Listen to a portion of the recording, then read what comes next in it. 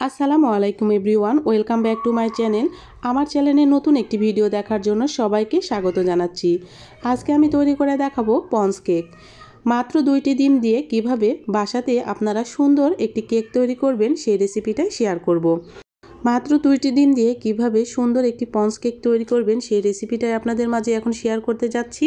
আশা করছি পুরো video continue করবেন। আশা করছি আজকের রেসিপি মনোযোগ দিয়ে দেখলে আপনারা খুব সহজে বাসাতেই এমন কেক তৈরি করতে পারবেন। তো চলুন চলে যাই মূল প্রস্তুত প্রণালীতে। কেক তৈরি করার জন্য আমি এখানে 1 কাপ আটা নিয়ে নিলাম। তো আমি 2টি ডিম যে পরিমাণ লাগবে সে পরিমাণ নিয়ে নিয়েছি। সাথে নিয়ে নিলাম 1 চামচ গুঁড়ো দুধ, হাফ চামচ বেকিং পাউডার, নিয়ে নিলাম হাফ চামচেরও কম কর্নফ্লাওয়ার, সাথে অ্যাড করে দিচ্ছি বেকিং সোডা আর দিয়ে দেব সামান্য একটু লবণ। সবগুলো শুকনো উপকরণ এবার ভালো করে আমি এই চালনির সাহায্যে ছেঁকে নেব। কেক তৈরি করার আগে অবশ্যই কেকের শুকনো উপকরণ আগে এভাবে সুন্দর করে রেডি করে নেবেন। আমি এবার একটি ছাঁকনির সাহায্যে সুন্দর করে সবগুলো উপকরণ চেলে নিচ্ছি, তাহলে পঞ্চ কেকের ভেতরে কোনো দানা দানা ভাব থাকবে না আর কেকটাও অনেক বেশি সুন্দর হবে। এই তো আমার কেক তৈরির উপকরণগুলো কিন্তু একদম চেলে নেওয়া হয়ে গেছে। এবার আমি সাইডে রেখে দেব। চলে যাচ্ছি পরবর্তী স্টেপে। আমি এখানে একটি মিক্সিং বোল নিয়েছি, তার ভিতর নিয়ে নেব ডিম। আমি ডিমের সাদা অংশটা বের করে নিচ্ছি। এভাবে চেষ্টা করবেন ডিমের সাদা অংশ। আর পঞ্চ কেক তৈরি করতে আমি আগে সাদা অংশটা নিয়ে নেব। আরও একটি ডিম নিয়ে একইভাবে সাদা অংশটা বের করে নিচ্ছি।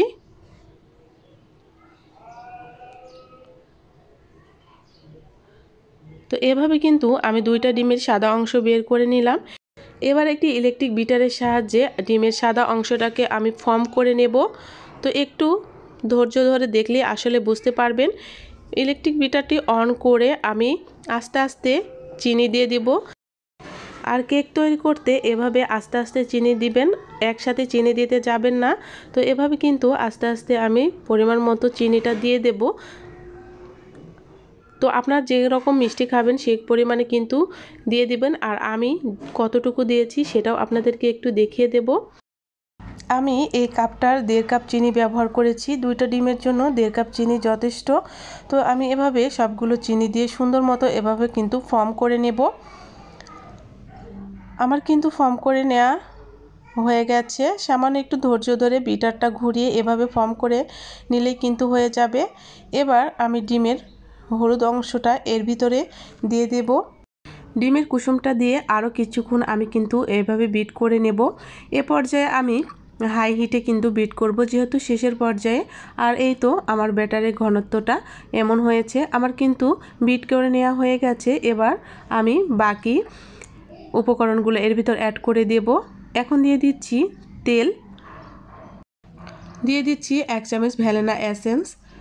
কেকের ভিতরে ভ্যানিলা এসেন্স দিলে কিন্তু ডিমের যে আষ্টি গন্ধ সেটা কিন্তু লাগে না। তো এভাবে কিন্তু আমি সবগুলো উপকরণ দিয়ে দিলাম। এবার তেল দেওয়ার পরে কিন্তু খুব বেশি বিট করা যাবে না, 1 মিনিটের মতো বিট করে নিলে হয়ে যাবে। আমি কিন্তু সে পরিমাণে বিট করে নিয়েছি। আমার কিন্তু বিট করে নেওয়া হয়ে গেছে। এবার আমি বাকি যে শুকনো উপকরণগুলো চেলে রেখেছিলাম সেগুলো দিয়ে দিব। আমি একটি প্যাচুলার সাহায্যে কেকের যে চারদিকে সাইডে এভাবে আমি নিয়ে নিয়েছি।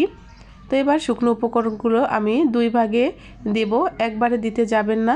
আস্তে আস্তে অল্প অল্প করে দিয়ে মেশাতে হবে, তাহলে কিন্তু কেকের যে ফর্ম সেটা কিন্তু নষ্ট হবে না। এভাবে প্যাচুলার সাহায্যে কিন্তু একই নিয়মে কেকের ব্যাটারগুলোর সাথে শুকনো উপকরণ মেশাতে হবে।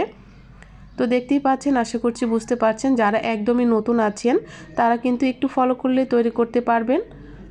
আজকের রেসিপি যদি ফলো করে একবার তৈরি করেন তাহলে কিন্তু আপনারা খুব সহজেই কিন্তু কেকটি তৈরি করতে পারবেন। আমি বাকি উপকরণগুলো দিয়ে দিয়েছি আর এভাবে মিশিয়ে নিয়েছি। দেখতেই পাচ্ছেন আমার কেক ব্যাটারের ঘনত্বটা কেমন হয়েছে।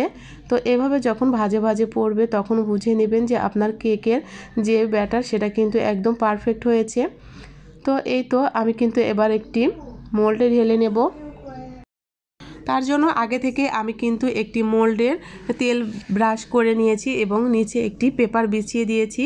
এবার এই উপকরণগুলো আমি দিয়ে দিচ্ছি। দেখুন উপর থেকে ঢালতে হবে আর এভাবে ভাঁজ ভাঁজ হয়ে পড়লে বুঝে নিতে হবে আপনার কেকের ব্যাটারটা একদমই পারফেক্ট হয়েছে। আমার কিন্তু সবগুলো কেক ব্যাটার ঢেলে নেওয়া হয়ে গেছে। ঢালা হয়ে গেলে হাত দিয়ে ট্যাপ ট্যাপ করে দিতে হবে যাতে কোনো রকম বাতাস ভিতরে না থাকে, তাহলে কিন্তু খুব সুন্দর মতো কেকটা ফুলে উঠবে। আর যদি ভিতরে বাতাস থাকে তাহলে কিন্তু কেকটা ফুলবে না। আর এবার আজকের কেকটি আমি গ্যাসের চুলায় তৈরি করব। আর তার জন্য আমি একটি পাত্র বসিয়ে দিয়ে নিচে স্ট্যান্ড বসিয়ে দিয়ে তার উপরে কেক মোল্ডটা বসিয়ে দিয়েছি।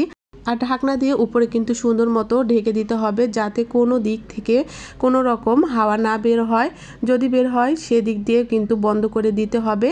আমি কিন্তু 30 মিনিট পর চুলা থেকে আমি কেকটা নামিয়ে নিয়েছি আর একটি কাঠির সাহায্যে চেক করে দেখিয়েছি যে কেকটার ক্লিয়ার আছে কিনা। আপনারা একটু কাঠি দিয়ে চেক করে দেখবেন, যদি ক্লিয়ার আসে তাহলে বুঝে নেবেন আপনার কেকটা হয়ে গেছে।